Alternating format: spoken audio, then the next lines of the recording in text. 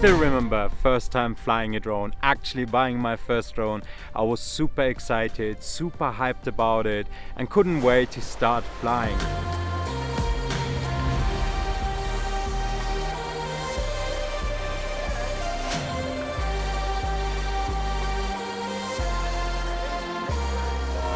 And it's just fun, and you might remember you had as a little child the RC car. It's pretty much the same thing, it's just fun to fly around with it.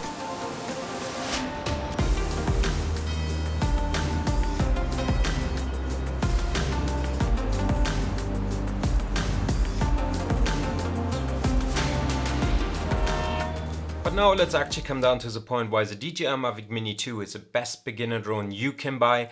I got 9 reasons why I think this is the drone you should get if you're looking for a beginner drone. Reason number 1 is 4K shooting availability up to 30 frames per second, but also 2.7K up to 60 frames per second. What that exactly means is that all important necessarily frame rates are covered by the DJI Mavic Mini 2. And of course depends on what sort of country you live. You might either want to shoot 24 or 25 frames per second in 4K.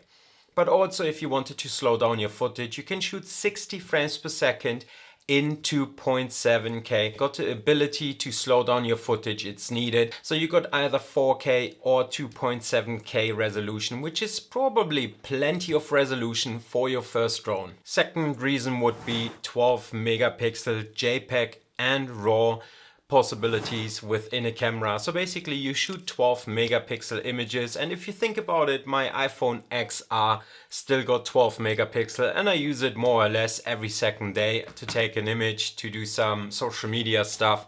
So plenty of resolution for social media, but also having the capability of shooting JPEG and RAW images at the same time is fantastic, because you got one JPEG you could use straight away and send it off to your friends and family to show them what you're up to.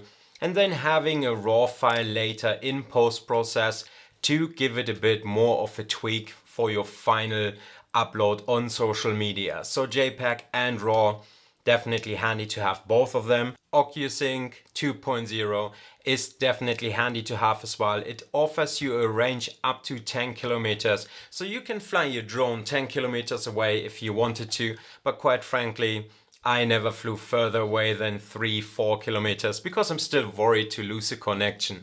However, talking about the connection between your drone and the OcuSync 2.0 is a good stable connection. Even though if you have maybe some interference sometimes, let's say you would lose the drone connection completely, it does not take long at all to rebuild this connection.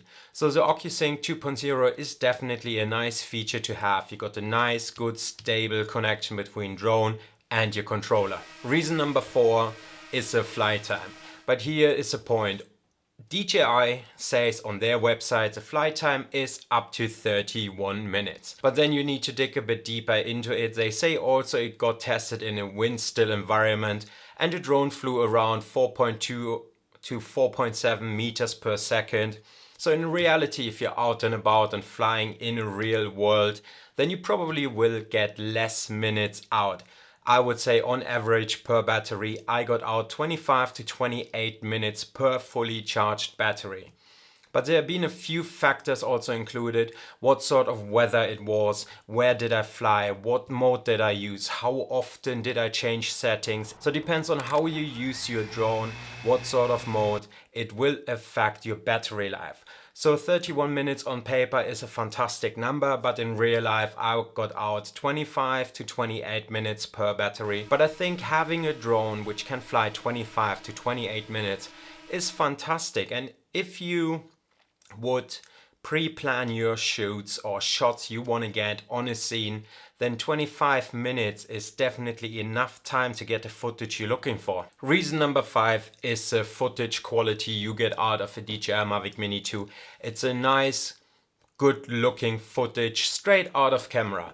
However, you got the ability or possibility to color grade it slightly as well to make it even look better than it is already within camera. The color grading process, if you are coming down to the point where you decide you want to color grade it slightly, You can do so, however, keeping in mind it's a burnt in profile, picture profile, so you can't color grade it too much. However, there's always the possibility to bump up the contrast a bit, to increase the saturation, and your footage looks even better than it comes out of the camera already. Reason number 6 can be very handy for someone who's looking into buying their first drone. You got quick shots within your system or within your menu. What this basically means is you can choose one specific quick shot. Let's say a circle where the drone circles around you and the drone will fly automatically alone around you, films you, and you don't need to do anything. You can stand there, pose if you want to,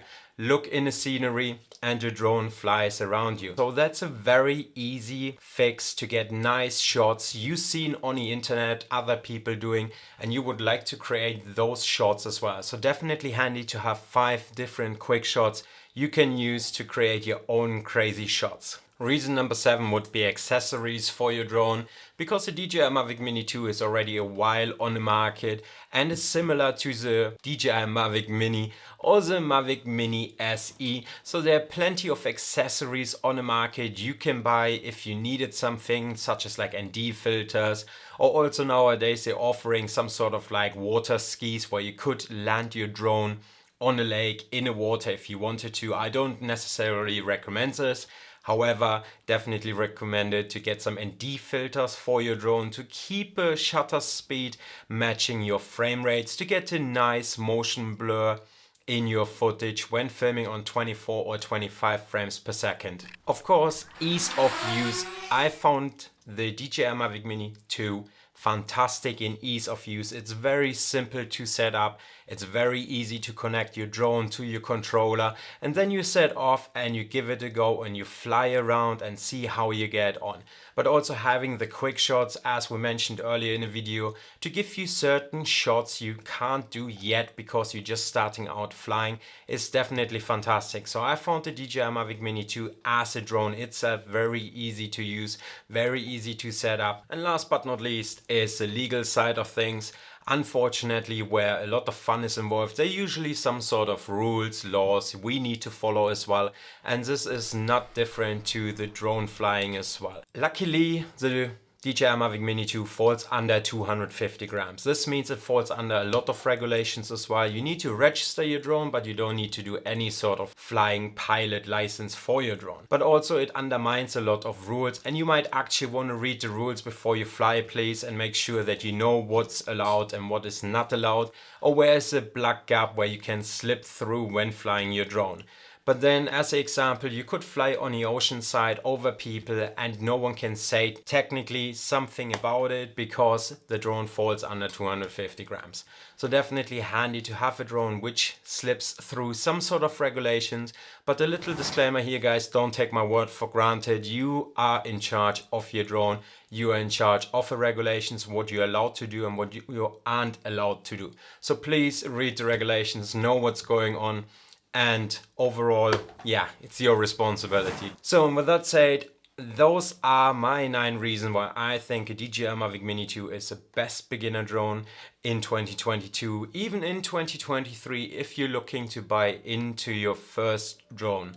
And with that said, today, guys, like, comment, subscribe. I hope you liked this video. Let me know what you're planning. Do you own a DJI Mavic Mini 2, 1, any sort of DJI drone? What's your plans? Let me know. And with that said, I'm gonna see you, my friend, very soon in another video. Cheers, mate.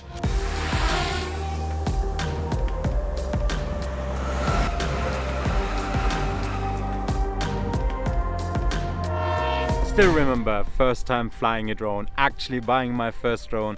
I was super excited, super hyped about it, and couldn't wait to start flying.